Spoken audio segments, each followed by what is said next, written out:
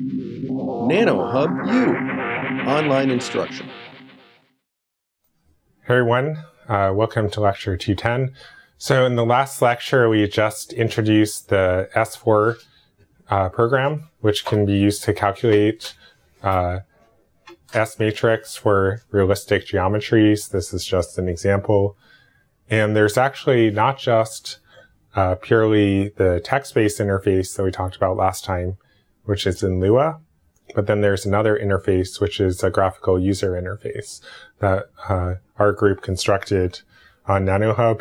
And so if you go to this website, nanohub.org/tools/s4sim, then you can actually access the graphical user interface with a free NanoHub account. And so, first of all, what kind of interesting examples can we do? So here we're actually showing all the examples that are kind of built in here. And so although it's a bit hard to read, there's a whole bunch of examples, many of which are drawn from the literature.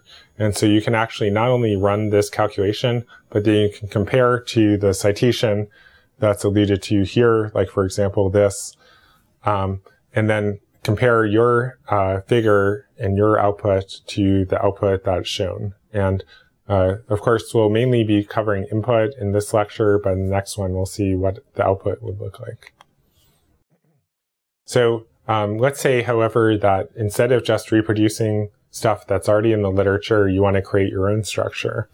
So in this case, again, much like with the text-based interface, we need to choose our own material. But the one advantage potentially of this graphical user interface is that we can create not only a user-specified material with a specific epsilon, but we can also pick realistic materials, like say gold or silicon dioxide, that may have certain dispersion values. Like, so basically epsilon changing with frequency and so on. And so then that's shown here. And what we can do next is actually, based on the materials that we create, we can create layers. And we can choose either just a single layer and then have semi-infinite boundaries on either side, or we can actually stack many layers together.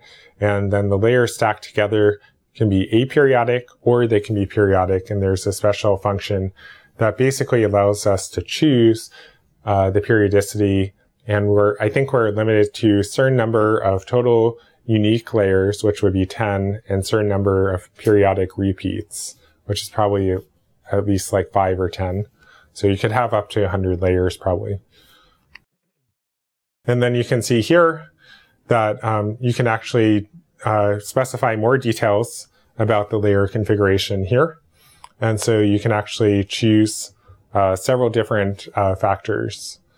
So for example, you can choose the type of the layer, periodicity, and the lateral direction. So you could choose like a circle or square and so on. And then you could choose the center of that square or circle. And then you can choose the radius and so on. So you get to pick all these geometric parameters that are important in specifying your structure. And you can also kind of selectively switch different materials as need be, repeating materials if needed, or choosing unique materials. I think we're limited to 10 unique materials in this current framework. And then there are other parameters that are very important for the simulation, analogous to what we had covered last time. So particularly the angle of incidence in polar coordinates, as well as the S polarization amplitude and phase, and then the P amplitude and phase.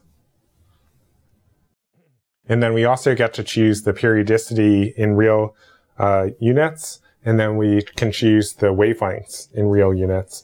And so, of course, this is designed for optics, so typically we pick something in visible or infrared. And then we have a few other minor options that are here.